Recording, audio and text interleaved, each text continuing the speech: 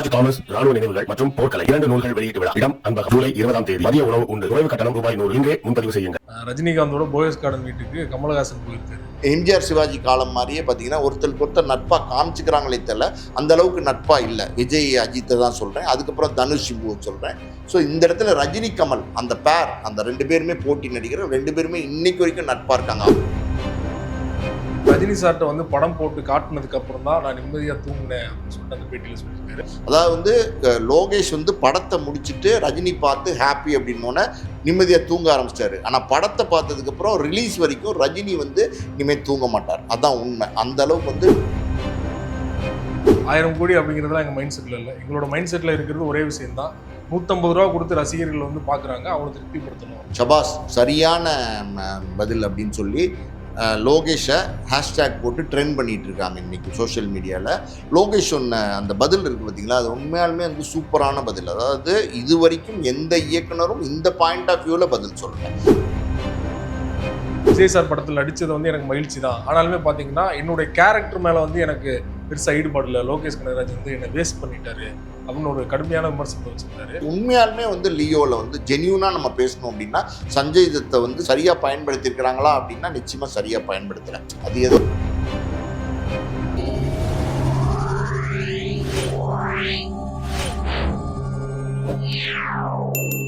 Media circle நேயர்களுக்கு வணக்கம். இன்றைக்கு நம்மோடு நேர்காணலுக்காக ஆஸ்கார் மூவிஸ் தயாரிப்பாளரும் திரைத்திறனாய்வாளருமான பாலாஜி பிரபு அவர்கள் நம்மோடு இருந்திருக்கிறார். அவரோடு பேசலாம். வணக்கம் சார். வணக்கம். கூலி திரைப்படம் ஆகஸ்ட் 14ஆம் தேதி ரிலீஸ் ஆக இருக்குது. கூலி ஃபீவர் வந்து இப்போயே ஸ்டார்ட் ஆயிடுச்சு அப்படின்னு சொல்லலாம். லோகேஷ் கனகராஜ் சமீபத்தில் ஒரு இன்டர்வியூவில் பார்த்தீங்கன்னா ஆகஸ்ட் 2ஆம் தேதி ட்ரெய்லர் வெளியிட போகிறோம் அப்படின்னு அஃபீஷியலாக அனௌன்ஸ் பண்ணிட்டாரு. ஆனால் ஆடியோ லான்ச் வந்து அந்த டேட்டில் தான் வெளியாக போகுதா அப்படிங்கிறத அஃபீஷியலாக வந்து அனௌன்ஸ் பண்ணல. சூழலில் ரஜினி சார்ட்ட வந்து படம் போட்டு காட்டினதுக்கு அப்புறம் தான் நான் நிம்மதியாக தூங்கினேன் அப்படின்னு சொல்லிட்டு அந்த பேட்டியில் சொல்லியிருக்காரு. ரஜினி சார் படம் பார்த்துட்டாரு. கூலி ஃபீவர்னு சொன்னீங்க, அது விஷயமா நகைச்சுவையாக பார்த்தீங்கன்னா சில விஷயங்கள் சோஷியல் மீடியாவில் வந்துட்டுருக்கு. அது என்ன அப்படின்னா, பயங்கரமான ஹெவி ஃபீவர் ஒருத்தருக்கு வந்திருக்கு. அவர் வந்து டாக்டர்கிட்ட போயிருக்காரு. அவர் பார்த்துட்டு டோலோசிஸ்டி கொடுத்துருக்காரு, ஆன்டிபயோட்டிக்லாம் கொடுத்துருக்காரு. ஆனால் ஃபீவர் குறையவே இல்லை. 2-3 நாள் தொடர்ந்து போய் டாக்டரை பார்த்துருக்காரு. மறுபடியும் மாத்திரை கொடுக்குறேனே என்னன்னு தெரியலையே அப்படின்னு சொல்லி பிளட் டெஸ்ட்லாம் எடுத்து பார்த்துருக்காரு. எதுலேயுமே எந்த சிம்டமுமே இல்லை. அப்புறம் தான் கேட்டிருக்காரு, தம்பி என்ன சம்மந்தமே இல்லாமல் இருக்கு அப்படின்னோடனே அவர் டாக்டர் கண்டுபிடிச்சிருக்காரு இது கூலி ஃபீவர்னு. கூலி ஃபீவருக்கு எந்த மாத்திரை கொடுத்தாலும் சரியாகாது தம்பி. ஆகஸ்ட் 14ஆம் தேதி நீ படம் பார்க்குற வரைக்கும் கூலி ஃபீவரோடு இருக்க வேண்டியதுதான், கிளம்பு அப்படின்ட்டாரு. அந்த மாதிரியான ஒரு விஷயம் வந்து இப்போ சோஷியல் மீடியாவில் வந்து வைரல் ஆகிட்டு இருக்கு. இப்போ நீங்கள் சொன்னீங்க லோகேஷ் கனகராஜ் வந்து இந்த படத்தை ரஜினிக்கு போட்டு காமிச்சதுக்கப்புறம் ரஜினி பார்த்ததுக்கப்புறம் தான் நான் நிம்மதியாக தூங்கினேன்னு. உண்மையாலுமே பார்த்தீங்கன்னா லோகேஷ் கனகராஜ் அப்படின்னும்போது மாநகரத்தில் ஆரம்பித்து கைதி, அதுக்கப்புறம் பார்த்தீங்கன்னா மாஸ்டர், அப்புறம் விக்ரம், அப்புறம் வந்து லியோ, இன்றைக்கி வந்து ரஜினி படங்கிறது வந்து ஒரு பெரிய உச்சம். அதாவது வந்து ஒரு சாதாரணமாக ஒரு சின்ன படம் தான் மாநகரம்னு எடுக்கிறாரு.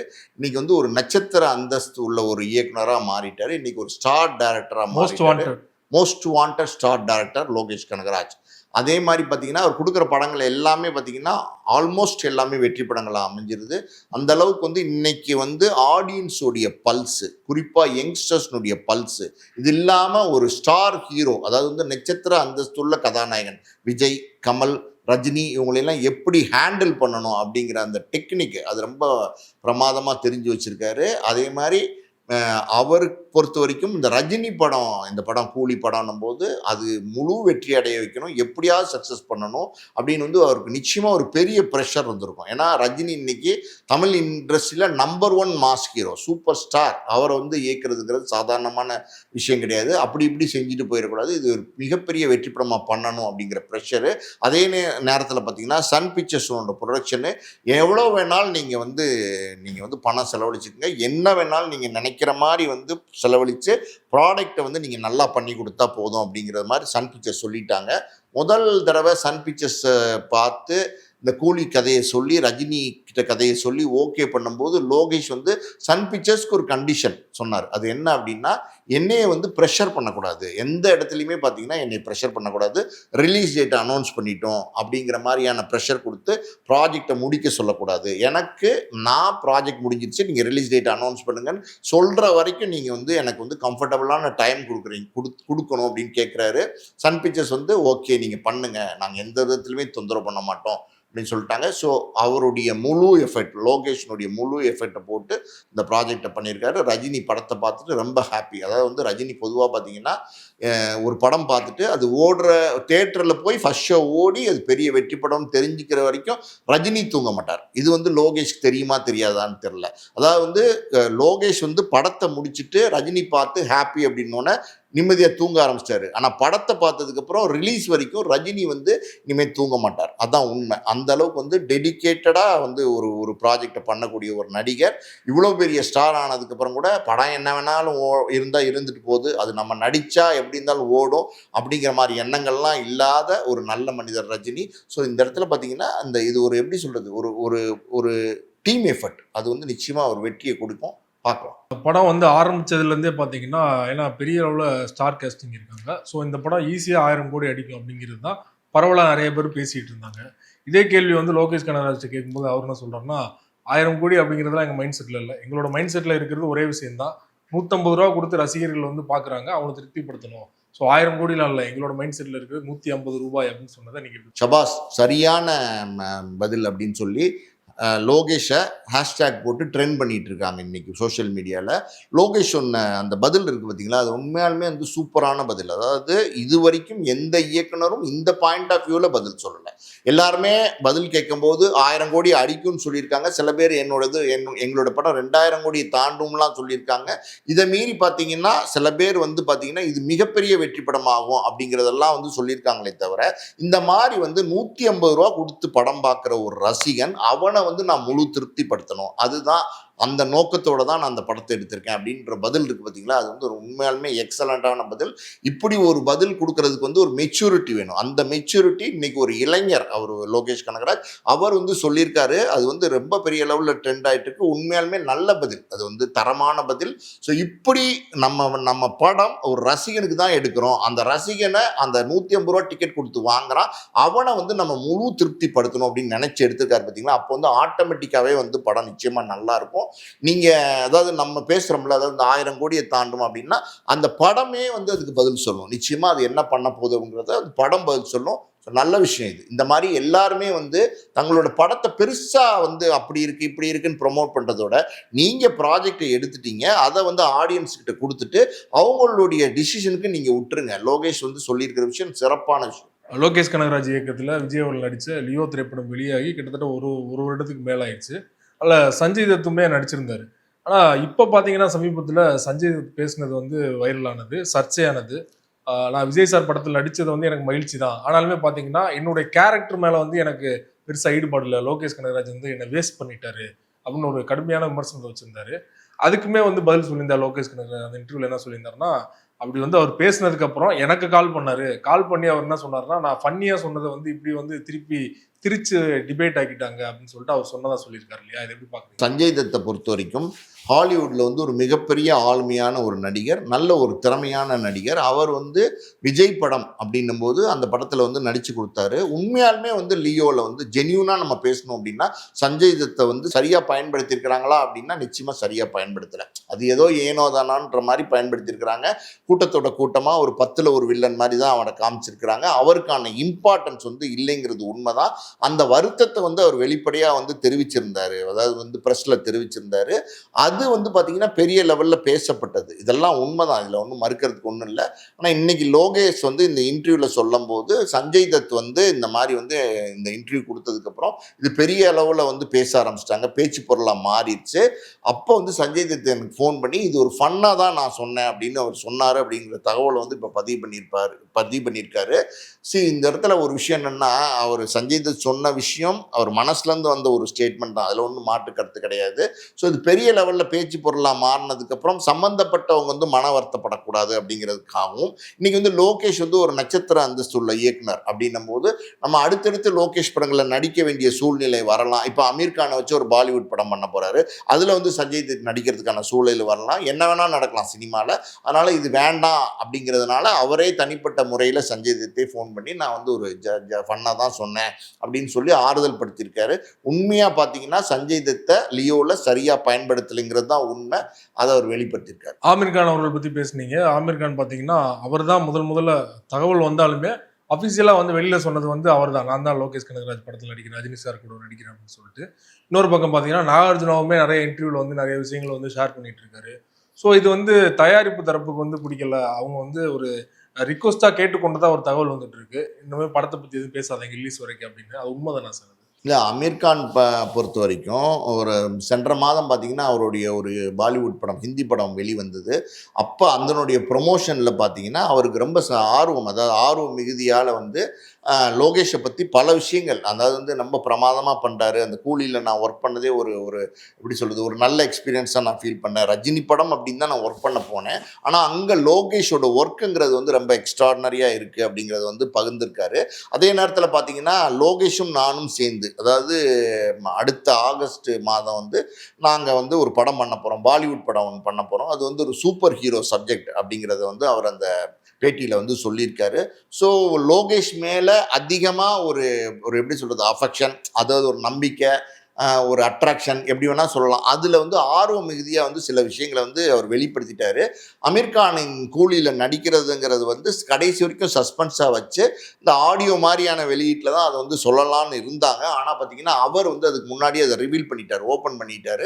அதனால் வந்து பார்த்தீங்கன்னா சரி வேறு வழி இல்லாமல் பார்த்தீங்கன்னா ஒரு ஒரு போஸ்ட்டு கூட விட்டுருந்தாங்க. அமீர் கான் வந்து ஸ்மோக் பண்ணுற மாதிரி, சூட்டு குடிக்கிற மாதிரி, பைப் வச்சு அப்படிங்கிற மாதிரி போஸ்டர்லாம் விட்டுட்டாங்க. இப்போ அது இந்த பக்கம் பார்த்தீங்கன்னா ஆந்திராவில் வந்து நம்ம நாகார்ஜுனா அவர் வந்து இந்த படத்தில் நடிச்சிருக்காரு. அவரும் வந்து சில விஷயங்களை வந்து அங்க அவருடைய குபேரா படத்து போது அவர் சில விஷயங்களை வந்து பேசிட்டாரு, அந்த கூலி படத்தை சம்பந்தப்பட்ட சில விஷயங்களை. இது வந்து எப்படின்னா இதெல்லாம் வந்து சஸ்பென்ஸா பல விஷயங்களை வந்து சொல்லாம இருக்கணும் அப்படிங்கிறது வந்து ஒரு எப்பவுமே பார்த்தீங்கன்னா டைரக்டர்ஸ் வந்து ஒரு டிமாண்ட் வைப்பாங்க, கதை சார்ந்த பல விஷயங்களை வந்து பேசக்கூடாதுன்னு சொல்லுவாங்க. ஸோ நாகார்ஜுனலாம் பார்த்தீங்கன்னா கதை சார்ந்த சில விஷயங்களையே வந்து வெளிப்படையாக பேச ஆரம்பிச்சிட்டாரு. ஸோ முக்கியமான ஒரு சங்கர் மாதிரி, மணிரத்னம் மாதிரி இயக்குநர்கள்ட்ட நடிக்கும் போது அவங்க முதல்ல ஆரம்பத்திலே சொல்லிடுவாங்க எதுவுமே பேசக்கூடாது, படம் அக்ரிமெண்ட்லேயே போடுவாங்க. அதே மாதிரி பார்த்தீங்கன்னா படம் ரிலீஸ் ஆகிற வரைக்கும் கண்டிப்பாக எதுவுமே பேசக்கூடாது அப்படிங்கிறது வந்து ஒரு முக்கியமான நிபந்தனையாக வைப்பாங்க. அவங்க கட்டுப்படவும் செய்வாங்க எவ்வளோ பெரிய பிரபலமாக இருந்தாலும். இப்போ இங்கே லோகேஷை பொறுத்த வரைக்கும் அவர் ஒரு யங்ஸ்டர். இப்போ நாகார்ஜுனாவோ இல்லை அமீர் கானோ நீங்கள் எடுத்துக்கிட்டிங்கன்னா இவங்களுக்கெல்லாம் ரொம்ப ரொம்ப ஜூனியரான ஒரு இயக்குனர். அவர் வந்து சொல்லியிருக்கலாம், இல்லை சொல்ல தயங்கி இருக்கலாம். அது இப்போ சில நேரங்களில் பல இடங்களில் பல கூலி பற்றின விஷயங்களை பேசும்போது அஃபிஷியலாக அவங்க சொல்கிறதுக்கு முன்னாடி பல விஷயங்களை அவங்க சொல்லும்போது சன் பிக்சர்ஸ்க்கு வந்து கொஞ்சம் சிக்கலான சூழ்நிலையாக இருந்துச்சு. அப்போ அவங்க சன் பிக்சர்ஸ் தலையிட்டு அமீர் கான்ட்ட அப்புறம் நாகார்ஜுனாட்ட எல்லாம் சொல்லியிருக்காங்க. என்ன சொல்லியிருக்காங்கன்னா, கொஞ்சம் படத்தை பற்றின விஷயங்களை வெளியில் சொல்ல வேண்டாம், கொஞ்சம் வெயிட் பண்ணுங்கள், ஆடியோ வெளியீடெலாம் இருக்குது, இன்னும் ட்ரைலர் வெளியிடல, டீசர் வரல, எதுவுமே வரல, கொஞ்சம் வெயிட் பண்ணுங்கன்னு சொன்னோன்னே அவங்க வந்து சரி நாங்கள் இனிமேல் ஃபர்தராக பேசலைங்கிறத சொல்லியிருக்காங்க.